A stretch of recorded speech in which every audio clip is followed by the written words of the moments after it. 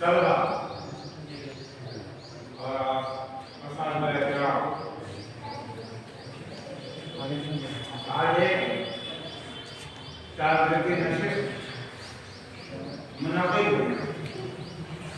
آپ جانتے ہیں یہ تعلیمی نشست کس شخصیت کے سلسلے میں منعقد کی گئی؟ اس شخصیت کا نام ہے جسٹس اے ایم احمدی۔ 2003 میں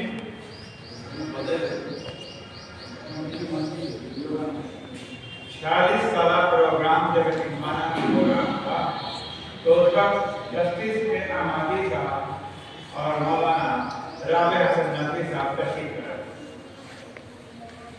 12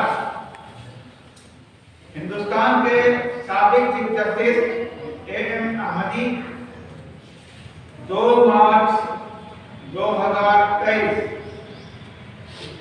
کو 91 سال کی عمر میں دنیا سے سورت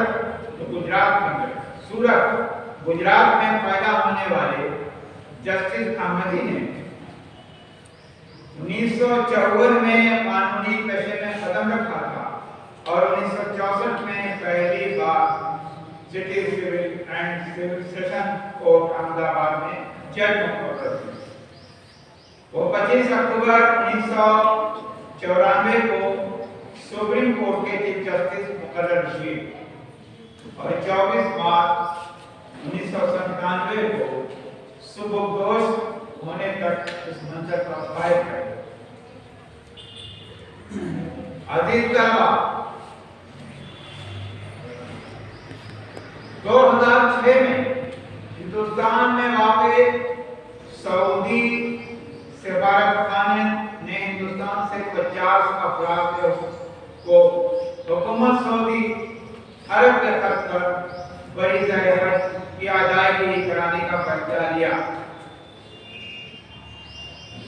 جن میں ملک کی نامی گرامی شخصیت میں جسٹس احمدی کا بھی نام آیا۔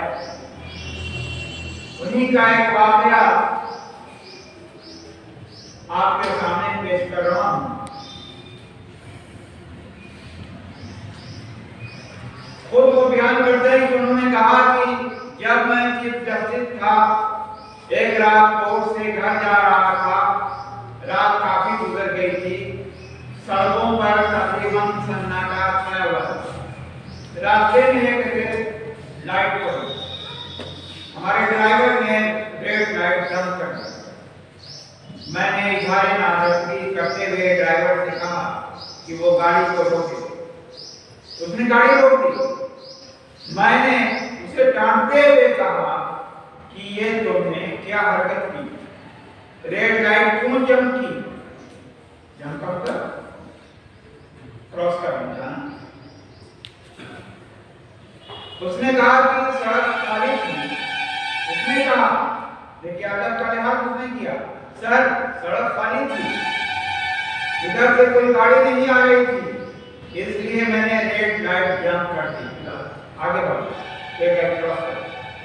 میں نے کہا کہ سڑک خالی تھی تو تم نے قانون شکنی کی، اور وہ بھی چیف جسٹس آف انڈیا کی گاڑی سے۔ میں نے اسے سمجھایا کہ اگر میں ہی جو کہ ہندوستان کا چیف جسٹس ہے قانون کی پابندی نہیں کروں گا تو کس منہ سے دوسروں کو قانون کی پابندی کراؤں گا؟ خبردار آئندہ ایسے حرکت نہ کریں، یہ قانون کا پالن کریں۔ دیکھیے ڈرائیور کو نصیحت کی انہوں نے، سوچیے چیف آف جسٹس ہیں، گاڑی پارک کر لیتے کچھ نہیں ہوتا، لیکن آپ نے کہا کہ نہیں، قانون کی پابندی کرنا بہت ضروری ہے۔ اس لیے چاہے وہ اسکول میں ہو چاہے کہیں بھی ہو، آپ لوگوں کو بھی قانون کی پابندی ہے، گاؤں ہر میں ہو قانون کی پابندی کرنی ضروری ہے۔ ایک بار نئی دہلی میں انسٹیٹیوٹ آف آبجیکٹیو اسٹڈی کے پروگرام میں شریک ہوئے۔ وہ انسٹیٹیوٹ کے اکثر پروگراموں میں شرکت کرتے تھے۔ پروگرام کافی دیر تک چلا اور بہت تاخیر ہو گئی تھی۔ آخر میں خطاب کرنے کے لیے ان کو دعوت دی گئی۔ इंस्टीट्यूट के चेयरमैन डॉक्टर मंजूर आलम साहब की जानिब से शॉर्ट स्पीच की दरख्वास्त की गई, मुझसे दरख्वास्त नहीं की गई है शॉर्ट जो बताना। उन्होंने माइक संभाला और चंद बातें कहने के बाद किसी पथरी का कॉल दोहराया, कहा कि उसने शॉर्ट और लॉन्ग स्पीच का फर्क बताया। उसका कहना है कि thank you short speech, thank you very much long speech, thank you very much कहते हुए वो डाइस से उतर गए। लोगों ने खूब लिया, यानी गोया कि बहुत ही संजीदगी से अपनी सारी बातें पेश की और जितनी बातें जो पेश की हैं वो हमारे लिए नसीहत के लायक हैं कि हमको भी इस पर अमल करना चाहिए। पैदाइशी तौर पर जो है कोई चीज व्यवस्थित नहीं बन जाता, बल्कि वो दर्जा मर्यादा मेहनत करते हुए उस मंजिल मकसूद तक पहुंच जाता है। लेकिन आपको एक थीम, एक नजरिया सामने रखना है कि हमको डॉक्टर बनना है, इंजीनियर बनना है, लॉयर बनना है, मीडिया बनना है, क्या बनना है और क्या बनना है और उसके आगे मकसद भी होना चाहिए। छुपा हुआ रहना चाहिए कि हम डॉक्टर बनेंगे तो लोगों की खिदमत करेंगे, लॉयर रहेंगे। अभी मेहर आलम साहब हमारे थे कि बहुत से नौजवान जो है ऐसे ही यानी कोई जुर्म नहीं है और वो पकड़े गए और बेचारे जेलों के सुलाहों में सड़ रहे हैं। जब उनकी उम्र कट गई, गुजर गई, तो वो फिर जेल से आ रहे हैं। तो मासूमों को बचाने के लिए जब आप वकील बन रहे हैं तो जज्बे के साथ बोलिए कि हमको करना है ये चीज कि जो मासूम रहेंगे, जो गरीब रहेंगे, उनकी मदद करना हमने लायक करके।